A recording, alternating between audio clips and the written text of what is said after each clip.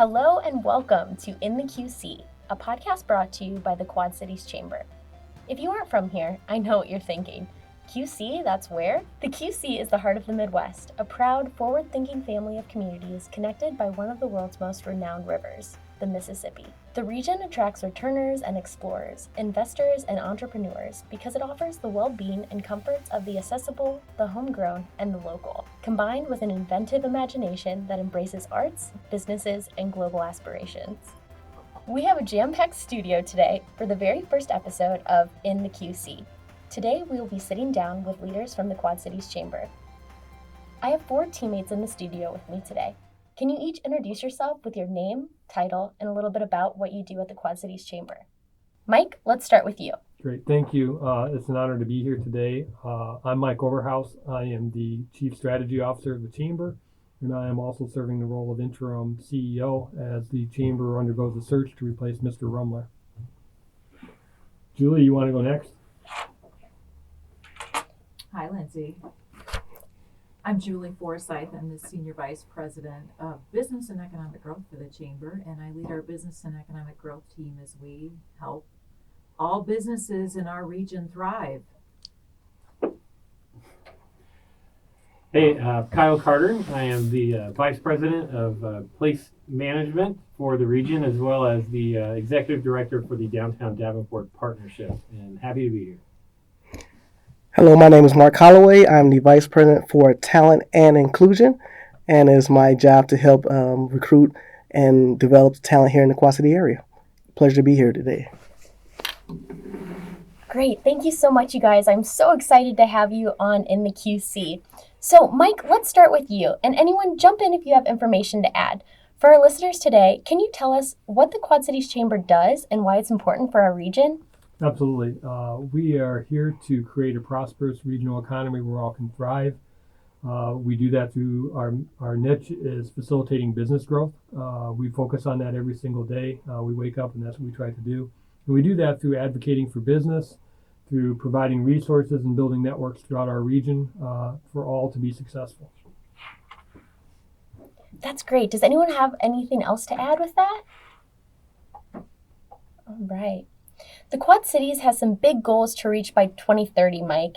Can you tell us what those goals are? I absolutely be happy to. We would like to see our population grow in the region from about 471,000 today to 500,000. That's a really big benchmark. Something needed for our region to be successful is population growth.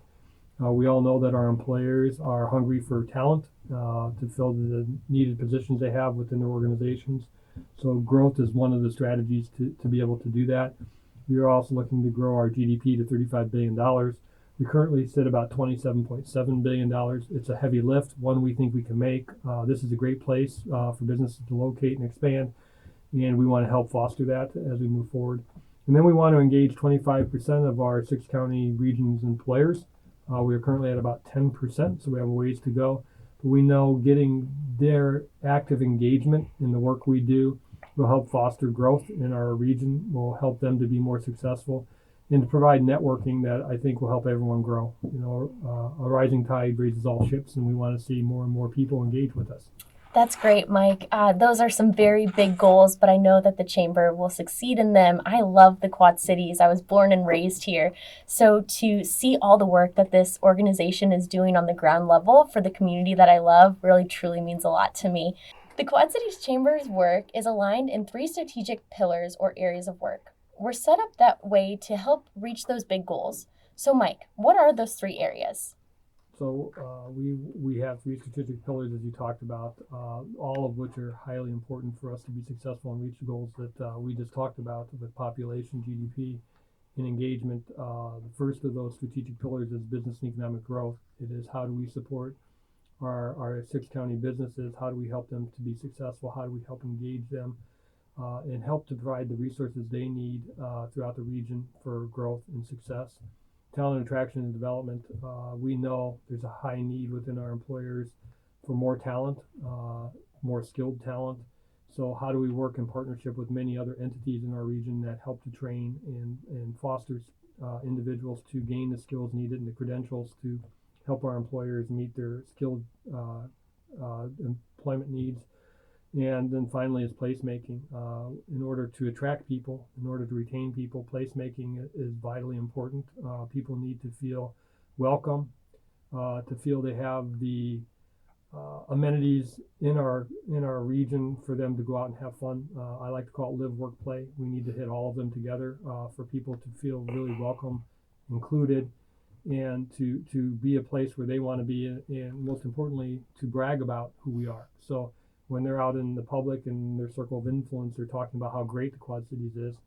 That will be something that will be really important for us to grow our population, to retain the people we have here. So it's really, hopefully these three pillars will get us to the growth that we're looking for in all of our goal areas. And we have a wonderful team that you'll hear more from today that will be leading this work and doing some phenomenal things with their teams and the people within our region to make that happen. I love that. That's great opening information. We've thrown a lot of information at our listeners pretty quickly, and they might be asking why all of this matters. At the Chamber, we have something called a flywheel that really puts it all into perspective. Kyle, why don't you explain that for us? Yeah, I think the flywheel is just a really easy way to understand the just complex nature of what we're trying to accomplish. But when you break it down, it isn't that complicated. Our worlds revolve around placemaking, talent attraction, and then business and economic growth. And I like to call that the three-legged stool, if you will, because if you cut one leg out, it doesn't work. All three of these have to function. So we're ultimately building a place that people want to be, whether that, as Mike had mentioned, amenities, quality of life, feeling included, that your voice is heard, whether it be from government down to small business and entrepreneurship and having access to capital and living the life that you want to live. Talent attraction and is really just making sure that people want to be here and that they have the job skills necessary to exist here. And again, supporting business. So it's the people that are already here and the businesses that we want to recruit here. And if that wheel is spinning, we're going to grow and we're going to be really successful. And you can't have any one of those failing and have it be successful as a community. So I think all of that builds a strong chamber, but it also builds a strong community. And so it's interchangeable. One leads to the other, and we're just excited to each play a different role in that wheel. I love that, Kyle, and I really like that analogy of it being a three-legged stool, because it really is, and without one, the other two can't thrive. So it really is something all together that is going to better our region and our community. So that's great. All right, we've given you a great overview of why the Chamber is important to our region. Now, let's take a deeper dive into some of the work we do. Julie, let's start with you. Tell us about the work of your team, Business and Economic Growth. Sure. Business and economic growth, I think probably a lot of people have heard the stat that 80% of growth in any region comes from existing business and 20% is from the outside. So we do a couple different things within business and economic growth. We do both business attraction, and that's trying to bring businesses to the Quad City region, and then business retention and expansion. And so that is reaching out to our business community to understand what's working, what's not working, where there are opportunities for a business to grow, what kind of resources, anything at all that they might need, so these opportunities turn into realities and revenue for that business, so they can expand. They can maybe expand with employees. They can maybe expand with investment. And so we have a pretty robust business outreach program. It's called Business Connections, and we make visits to probably anywhere between 125 to 135 businesses a year, where we have conversations. And these are conversations with businesses in what we call our primary industries in the Quad Cities. And so the five primary industries in the Quad Cities are advanced manufacturing, ag innovation and food processing, warehouse distribution, defense. We are a big defense community with the Rock Island Arsenal here, and then also office or corporate office. So we have those conversations with companies in those sectors to find out what's working, what's not working, connect them to resources on either front. And we're spending a lot of time having workforce conversations. It's everywhere, every day, it's in the news. People can't grow their businesses if they don't have people that are there to work, and they need skilled talent. And so through these conversations, we're also gleaning what are the skill sets that people need right now, but where's the puck going? So what skill sets do our employers needing for the future so that they can grow, but also having conversations about what kind of technology is coming and how is that going to impact their ability to do better, work faster. And automation doesn't mean companies are going to be downsizing and companies are going to be losing employees. It's going to help them make their operations more efficient. And so then the people who are in jobs may need to have their skill sets upgraded. And so we have a lot of great educational partners that we engage in. So we're constantly making referrals and introductions to partners in the community that can help the business. The other thing that we do, is a chamber, we are advocating for business growth and making connections. And so whenever there's an opportunity where we can introduce a business to a potential new customer, we obviously like to do that. Anytime we're hearing conversations and we see synergistic opportunities between businesses that might benefit by knowing each other, we do that. It's also really important that we try to keep as much business in the region as much as possible. So we're always trying to point out perhaps suppliers that might be in the region that maybe somebody didn't know. Maybe a manufacturer is sending some of their parts to Chicago for finishing, and there might be somebody right here in the region that they didn't know about that can do that. And so you're eliminating some of the cost associated, which is going to bring more profit to that business. So we're listening for a lot of different things on those calls. We do them to primary industries, but we also do that to our retail sector, our professional services sector, restaurant sector. So our business growth manager has outreach conversations with these types of businesses as well. And we do all the same kind of connections in that respect as well. So business retention and expansion is very robust activity for the chamber. And so we also do business attraction. And so we do a couple things there. We market the region, so people are aware of the region. We talk to site selectors who make decisions for and on behalf of companies to help them figure out where to go. So we're explaining assets, what's here, the whole gamut so that they can make a decision to be here. And we're actually talking to businesses themselves that are potentially looking to come to the Quad Cities. And again, that is within our 5 targeted sectors. And we do that very much so with our public partners and our realtor broker community. That's awesome, Julie.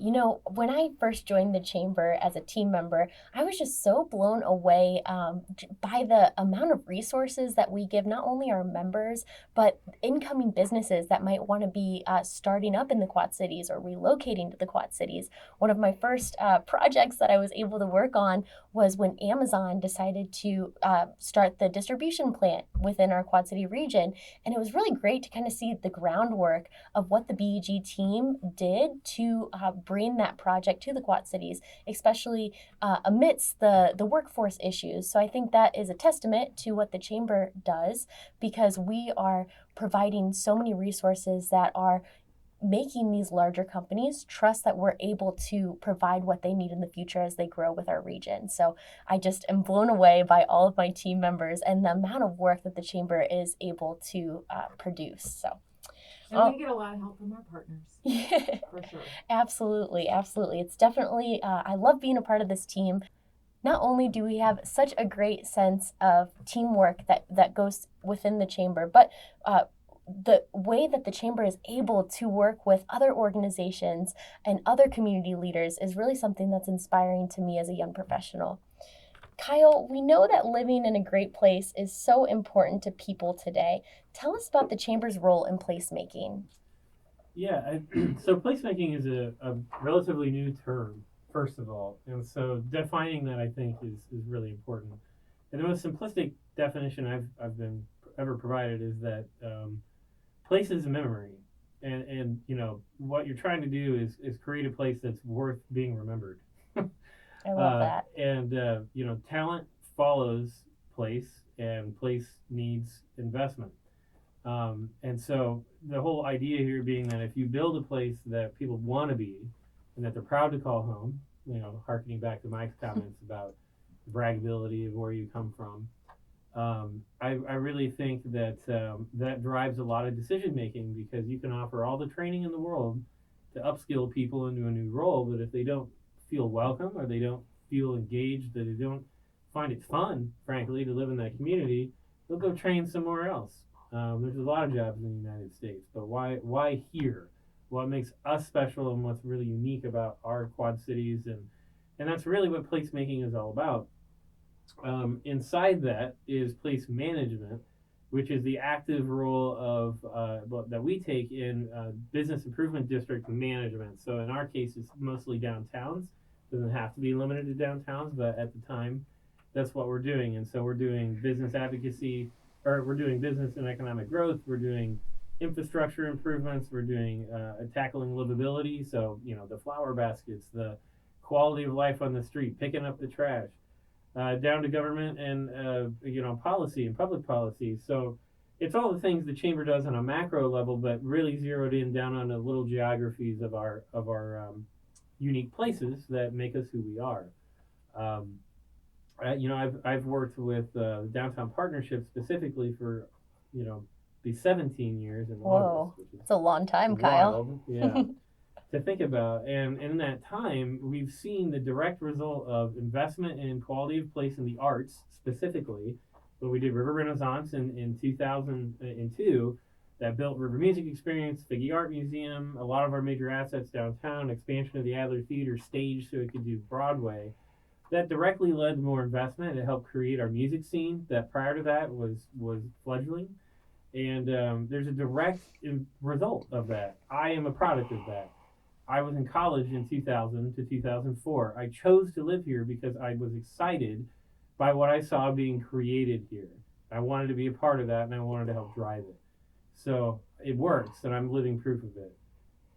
So I think that placemaking, being a part of the wheel, being a part of this three-legged stool, it is just as important. It is not more important. It's equally important as the other two parts of our wheel. And I just find it to be the most fun part of the wheel, and I rather enjoy it. I think some people would argue with you a little bit. When worlds collide. Yeah. Yeah, I love what you said, Kyle, about you choosing to stay in the Quad Cities, right? Because you were inspired about what you were seeing and you wanted to stick it out. And one of the things I said in my interview, when I interviewed for my position at the QC chamber, the Quad Cities Chamber, was that I have always had the mentality that I want to build my community and build my hometown to be a place where people don't want to leave. So a constant theme when I was in high school, it was an ongoing joke, was people would always kind of diss the Quad Cities a little bit, right? They couldn't wait to get out. And from a really young age, I would always push back on that. So I would always say, well, then what are you doing? What are you doing in the region to make it to be a place that you would want to stay? So that was always something that I wanted to do, was all the things that I would move somewhere else for, I wanted to somehow try to cultivate that within my hometown, so that future people, future high schoolers, wanted to stay in this area. And I have to say, not to date myself, but I graduated over 10 years ago, and I have seen such tremendous growth in this community that I love. So much more music, so much more art. I mean, I remember when the Figge opened, I've gotten to see from a hometown girl perspective, my community be transformed. And it's transformed because of people like us that are invested. We're invested emotionally in this area because we really do believe in it and we love it. So I think that's a really great, it's a great way to look at one of our advantages, right? We talk a lot in the Quad Cities about what we aren't good at, right? We have the woe is me, thing that's hung around us since the farm crisis, which at this point was a very long time ago. I think one of our advantages is that you can move here and immediately make a difference. You can have lived here your whole life and wake up one day and decide to make a difference. If I moved to a major metro tomorrow, I would be a speck of dust in that community. Here, you can wake up and be immediately engaged with some of the most important business and cultural leaders just almost instantaneously. I mean, they're craving young board members. They're craving diversity. They're craving vision. And you can do that here. And that is a distinct advantage of living in the Quad Cities. It does not necessarily exist in a lot of the places people leave for. Doesn't mean we don't have our challenges, and it doesn't mean there isn't good reason that people might look elsewhere. But I think it's often overlooked how what an advantage it is that we offer to people who want to be engaged. Absolutely. I, right after high school, started a clothing store in downtown Rock Island, and I would not have been able to do that if I moved to LA right out of high school. Truly, the Quad Cities is filled with opportunities for creatives, for young business owners, for first-time business owners, and it's really awesome to see more people realizing that. It's great that you mentioned downtown Rock Island, though, and just the other metro downtowns in general.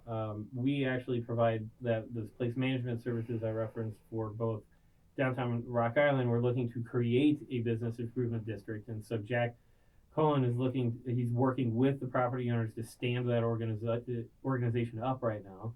And in downtown Bettendorf, we created one just in the last couple of years that Ryan Jancy manages down there. And so we have this wonderful opportunity to work around the region and looking to hopefully expand that as well someday to other parts of the community. But it's a really unique thing that we get to do to manage these business improvement districts and place manage and both sides of the river, and it's been an exciting opportunity that is really new for our organization.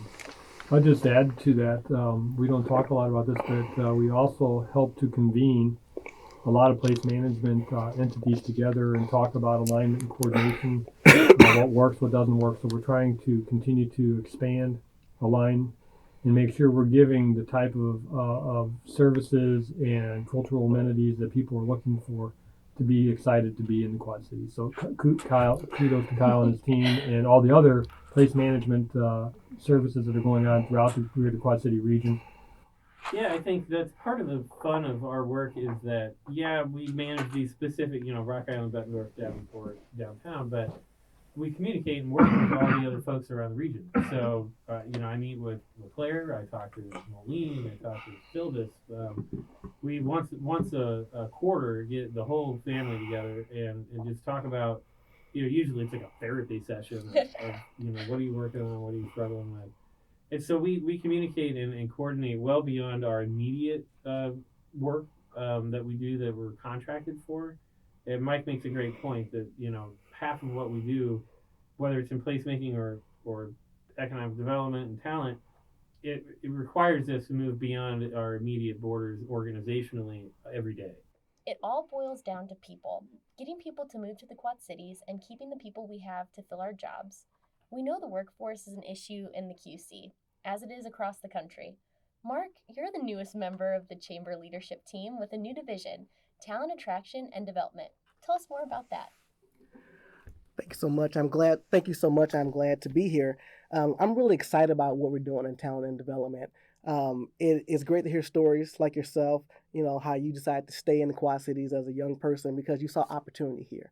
And that's really what we want to do with more young people. So when I joined the Chamber in November of last year, I was really impressed with all the work that the high schools were doing to provide work-based opportunities for the young people and partnering with businesses. And now we have Emily Colleen from our office. She is helping to amplify that. So as schools expand their apprenticeships, job shadows, all the internship opportunities, we're working to help provide the business for those opportunities. And so we're just trying to we've looked and saw what the high schools were doing. It's exciting. We want to help that to grow, right? Because as we develop our young people to have the talent and skills that they need for the job opportunities that are coming, we feel more confident that they'll be able to fill those roles. And our business community is excited about having a pipeline of talent ready for them once they graduate. Another thing that we're doing is that we're looking into untapped markets, right? So we have sought to develop some minority business councils that really says, hey, you have a place to play at the table, right? We are welcoming you to the table. So we have developed a Black Business Council, a Women's Business Council, a Hispanic Business Council. And so we're saying, what are the best ways you can plug in, right? We talked about suppliers earlier, right? There's a lot of opportunity to become a new supplier, right? We want to help minority businesses plug into the large economy, be a part of what's going on, what's great about the Quad Cities.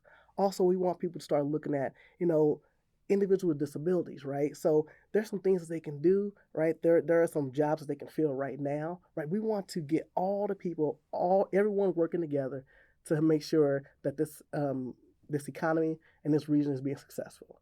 And then once we develop our home team, as I call it, right, we have high school individuals developing and getting the skills they need. We are including more people into the pipeline, more people in the workforce. Now, let's look at how can we bring more people to this area, right? And it's things like Kyle was talking about placemaking, right? Making this a great place to be, right? Working with the businesses that bring individuals here. What are the needs of those individuals, right? Is that more cultural amenities? Is it more art?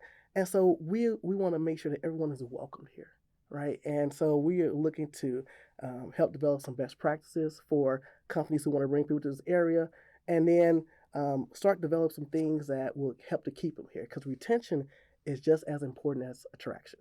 So we want to make sure that our young people do stay here because they have quality jobs. We want to make sure that we become a more diverse community. So we provide things that are going to help them to feel more at home, more welcome here as well. And then as we bring in new people, help to integrate them, get involved with other activities, other, nonprofit opportunities.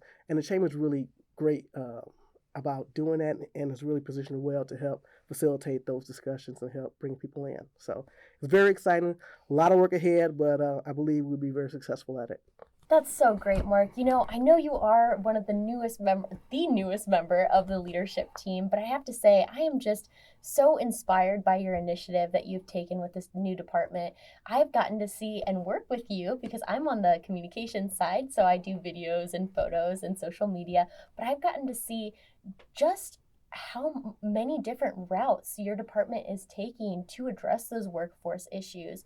It's really inspiring. I had so much fun last week going to the job fair for high school students. It was so great. Mike, the future looks bright for the QC and the Quad Cities Chamber. What does the coming year look like? First of all, you can see we have a dynamic team. We definitely do. And they're very focused, and their teams are constantly looking at how we can make the Quad Cities region a better place to be. And they work tirelessly to do that. So I want to thank them all for all that they do every day, and their teammates as well. We do have a very dynamic team. As you heard, a lot of the things we're doing is we're trying to continue to expand. We're trying to grow and get more people engaged, to get more people a part of who we are in growing the region.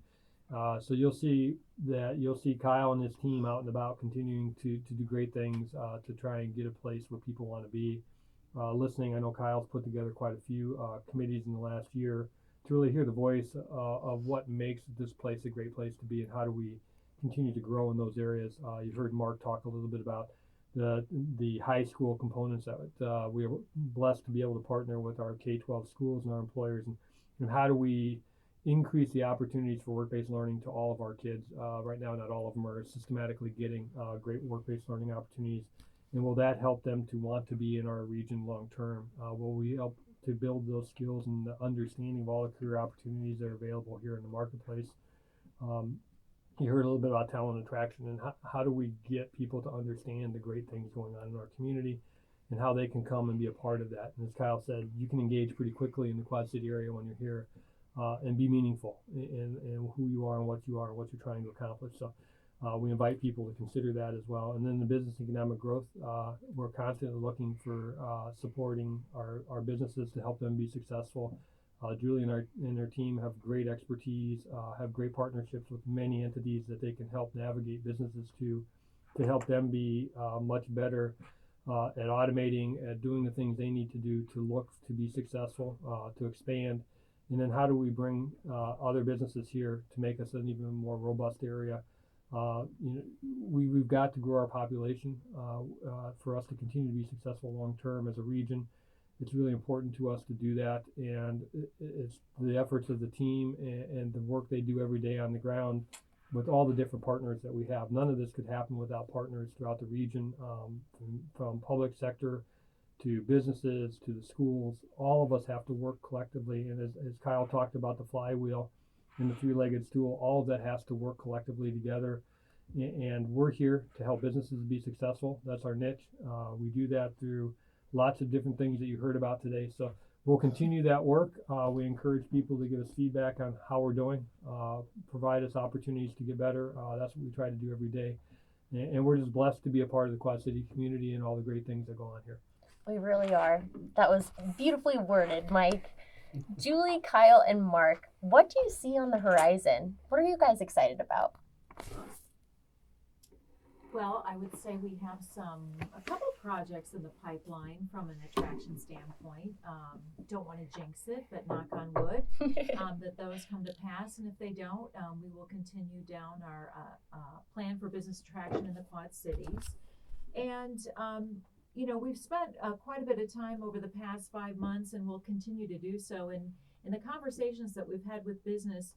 And it's not even just the workforce resources in the region, but it's really just businesses are so busy doing their thing. They're really not always aware of who is out there to help them. So Right. We've been very focused over the past 5 months, kind of creating our workforce resources. And a lot of employers have not leveraged some of the different entities and alternative methods, if you will, of trying or populations out there to potentially employ. So really mapping that out has been a priority, and it's been extremely helpful for employers over the past 5 months, and we'll continue to do that as we do our outreach. And so that's the right now stuff, and Mark and his team are working on that pipeline of getting people coming up through the system. So it's a really good hand-in-hand match for us. I'm looking forward to, you will see on the horizon more work. You will see on the horizon more work-based learning opportunities for our young people. You will see on the horizon greater numbers of minority-owned businesses, women-owned businesses, and the amplification of that. And then you'll also see some new people in the community, right? Some people coming in who've decided to make the Quad Cities their home because they have saw the type of quality of life you can have here, and the people are so welcoming. Yeah, I'm excited about a lot of things in my realm of this organization. One in particular is I'm really excited about our community rediscovering its Black history. Downtown Davenport on 5th Street actually had a historically Black business corridor that predated the Civil War. And Wow, I did not know that. Yeah, and there at least its beginnings did, and later on it developed further.